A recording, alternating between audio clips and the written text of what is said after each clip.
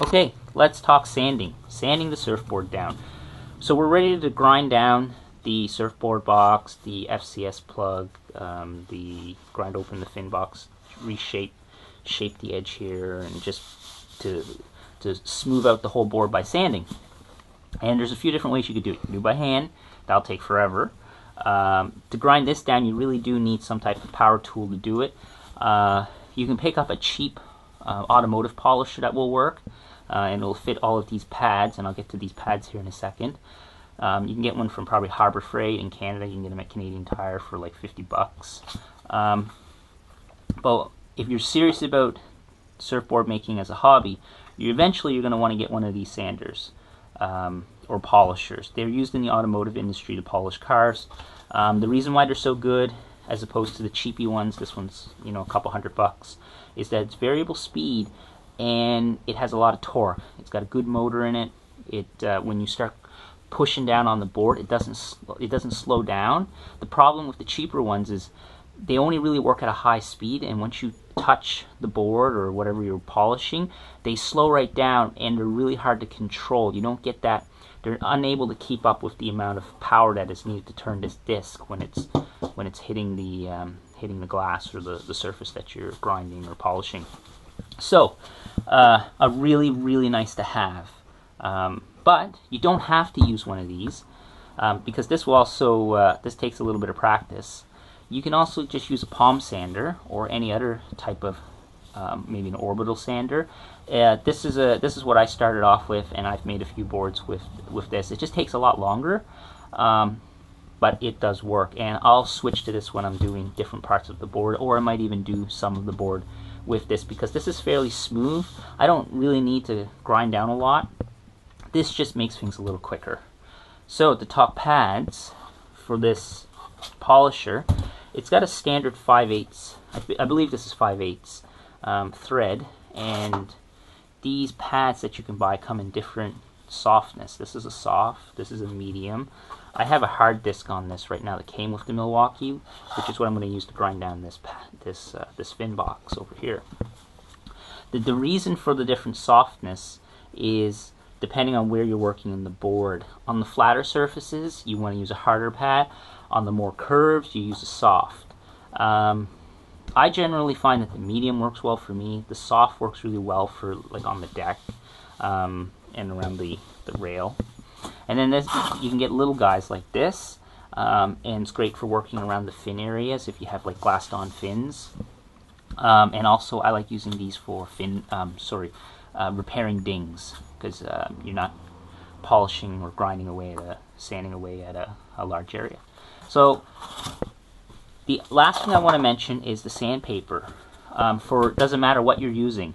Just buy sheets of sandpaper and use a cheap pair of scissors and cut out discs for your pads. And the way you stick these pads on is you use 3M sticky glue, or I should say spray glue, and it works great. You just spray some on, stick that on. When you need to change it, you peel it off, throw it off the disc as paper, spray a little bit more on. I think it's like Super 88, I think is the type. That's really handy. I just mentioned sandpaper. Use good quality sandpaper. Don't use cheap sandpaper. You're just going to regret it. It's going to tear. It'll throw your board. It'll just make a mess of things. Use good quality. I'm using Task right now, and I find Task is good price and good performance, and it doesn't clog up. And when it does start filling up a bit, I find it actually unclogs. Great sandpaper.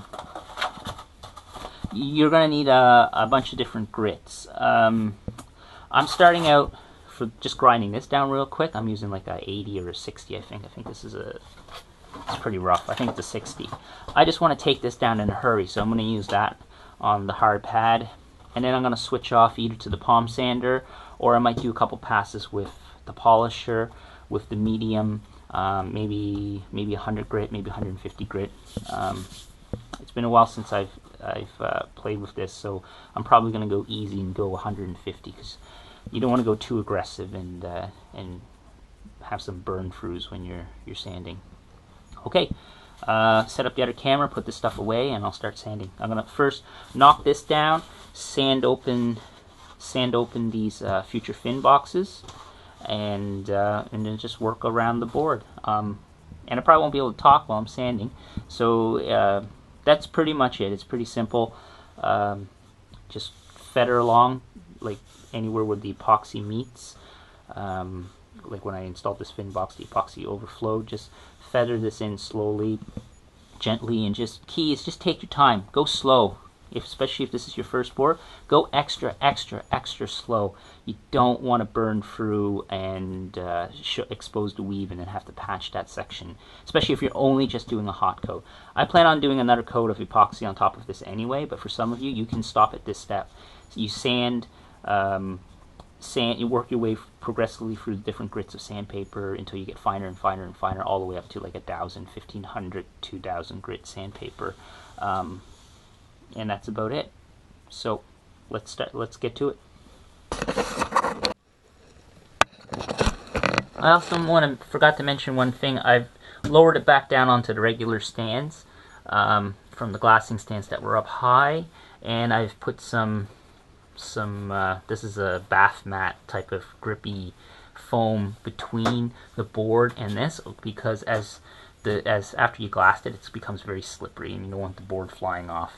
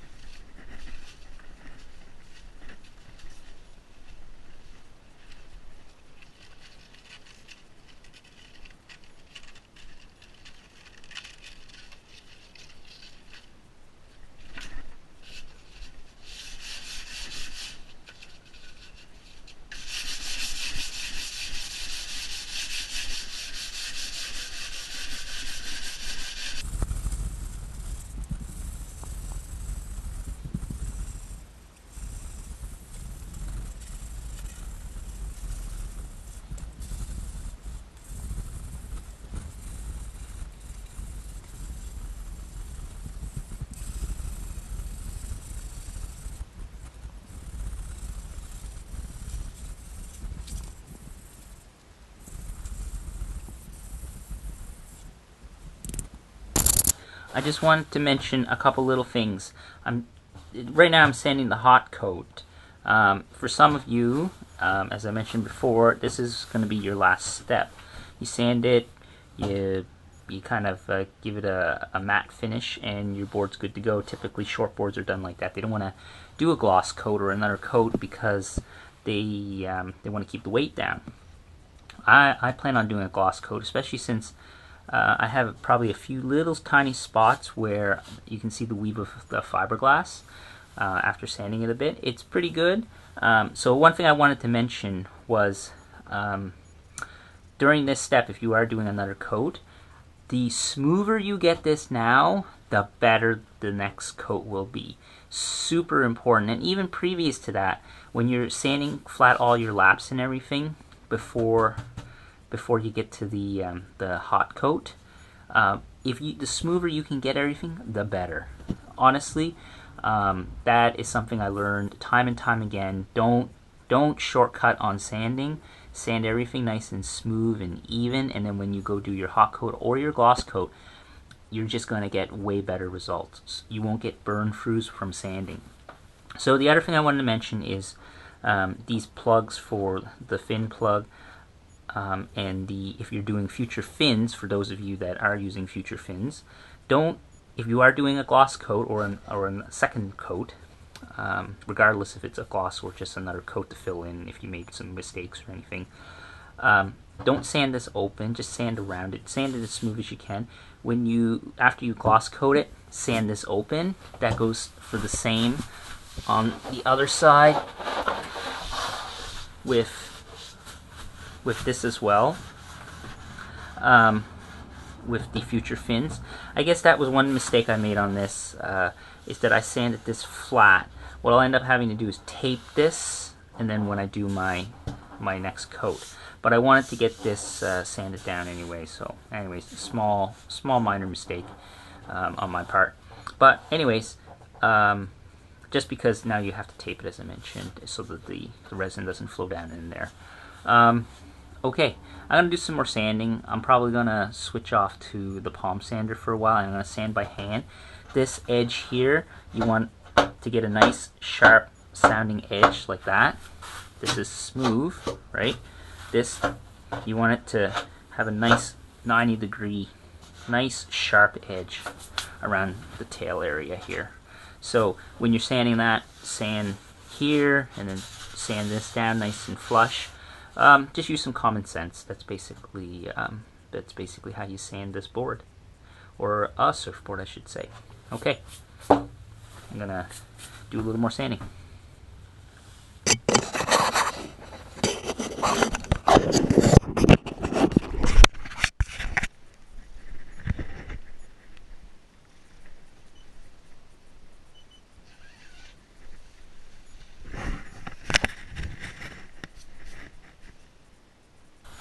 I also forgot to mention one other thing. I might not show all of the sanding, but essentially what you want to do is because it's going to take a little time. I really don't like sanding. It's not fun. It's dusty and messy. But anyways, it's the key to getting a really great looking board. And again, work your way up through the paper. I'm doing, I think I'm at like 150 right now. I'm just using not a really aggressive grit. When you're sanding with the disc sander or the polisher power sander, don't stay in one spot too long. Always keep moving across the board. That way you don't get burn throughs. Don't sit there in one spot and just sand away. The other thing, you don't want shinies. Something I forgot to mention in some of my other videos is you do not want to hot coat, gloss coat, laminate the board, hot coat and gloss coat. You don't want too much time between each step. So if you laminate the deck, or the bottom, and then you laminate the deck, you want to do that within 2 days probably, and then the hot coat and then the gloss coat will follow in the next couple days. The reasoning behind that is epoxy takes a few days to cure, to fully cure. During that time, new epoxy will adhere chemically better to the existing epoxy. So I've read anyway. My experience so far, I haven't had a board delaminate you know, between those coats. So I think it must be true. However, once epoxy fully cures, it gets really hard, and stuff new epoxy won't stick to it as well, won't adhere, because it's slippery. It's got a slippery surface. What you need to do then is rough it up to get a good mechanical bond. So sand away any of the shinies. So this here's shiny, you don't want that. So that's going to disappear. By the time I'm done sanding, this whole board will look just like this section right here. It'll just look completely matte, and that's what you want. You'll get a good mechanical bond. So that's something really important to keep into account.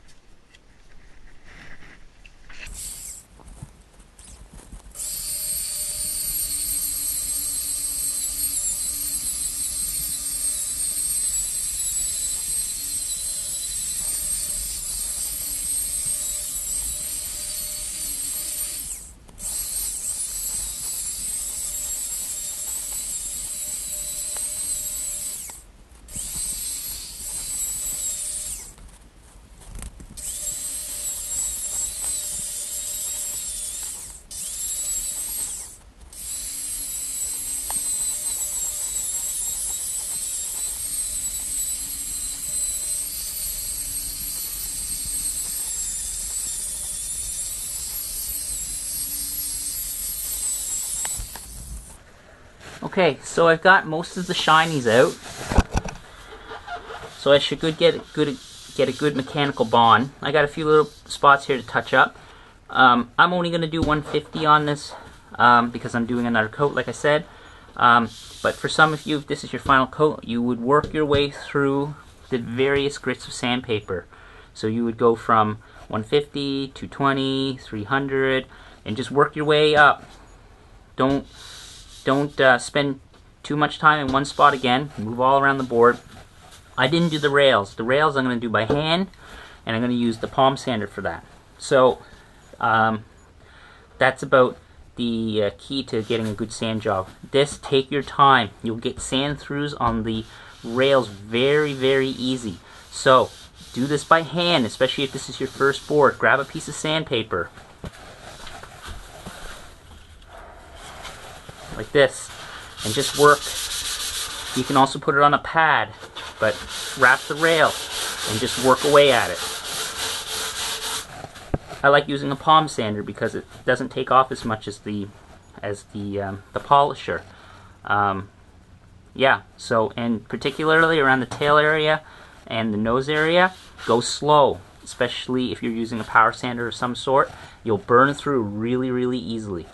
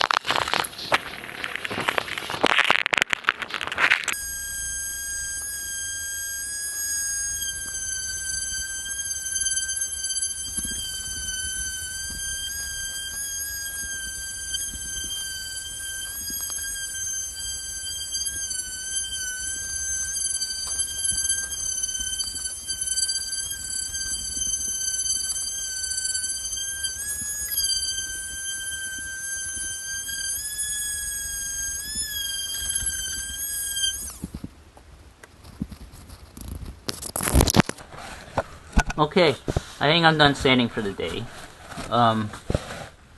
So a couple notes. I went around this with the palm sander. It's looking pretty good.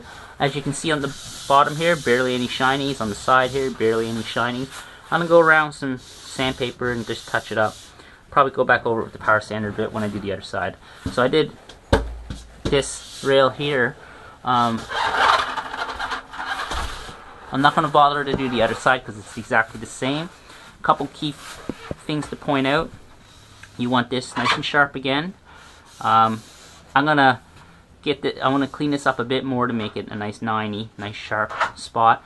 But when I do my gloss coat, or my other two coats, I should say, I'm gonna clean this up a bit and just because I have a little bit of a divot here, I'm gonna fill that in when I do the next coat. So it's looking pretty good. I got a little bit of a burn through here and there, just along the weave of the fiberglass, just along the rail, because the resin here wasn't that thick, but minor. So I took out that little ridge here from the hot coat, that little line from the masking tape. It's nice and smooth. You want the whole board really, really smooth. When you rub your hand on it, it should be nice and smooth. The smoother it is, again, as I mentioned, the better your board will look and the better results you'll get when you do another coat of epoxy. I think that's about all I need to mention about sanding. If you have any questions, post them in the comments below. Again, sanding is one of the most overlooked aspects of building a board, but it's really important, and it's one of the more challenging aspects, actually. Probably harder than laminating, actually. So take your time at it, just sand away, and get all the shinies out, and either polish it, work your way through the progressively finer grits of sandpaper until you get up to say 1,000 grit, or if you're doing like a satin finish, up to like 400 grit, and you could call it a board at that point. Or because I'm doing another coat on this, you can do that as well. It's up to you. Depends on what you're going for. If you're building a short board, you're gonna have you probably won't looking for performance. If you're building more of a long board or a fun board or something like this, you could get away with adding more epoxy to it and not really caring about the performance as much. So that's about it for sanding. Okay, we're done sanding. You get all the shiny spots off of the board, and so now it looks completely all matte looking. And what we're going to do is put another coat on. So this will be, for me, a gloss coat. For the rest of you who don't feel like going the extra step to a gloss coat, or you don't need to, or you haven't had any like sand throughs, like I've had some sand throughs kind of like here, just you can see a little bit of the weave of the fiberglass. We're just going to do the same thing as the hot coat. We're going to tape the board and then just mix up some epoxy and do a deck and a bottom coat, and then we're going to sand it again. But again, the sanding this time we won't be using as aggressive sandpaper, so because we already got the board nice and flat now. It's nice and smooth, it's looking good. You know, it's a matter of just bringing out, leveling out, I should say, the spots where the tape line will be, or I should say where the epoxy meets the bottom and the deck, and just sanding it smooth and polishing it, and that'll be done. Couple other things I should mention. I have the floor now all clean. I vacuumed, I cleaned up everything. Ideally, for your hot coat and your gloss coat, you don't want to be sanding and doing your hot coat or gloss coat in the same room. I don't have the luxury of that, and I guess most people don't. So just take the time and use your shop vac and vacuum up really really nice and clean. Vacuum the walls if you have a setup like mine with plastic, and try not to have any blowing air when you're doing your hot or your gloss coat after you're sanding, or after any sanding, just because it's just going to impart little particles on the board and just create little fish eyes, or just dust in the coat, which won't look as good. So that's a really important step. Other than that, next video, I'm probably just going to quickly just tape the board. I probably won't show that again. If you haven't seen how to do that, check out my other videos, the previous ones to the sanding video. If you're just happen to be you find this video on YouTube about sanding, I got all kinds of other videos for making this board. So next, just tape it up and then do the coats, and then I'm going to sand it again.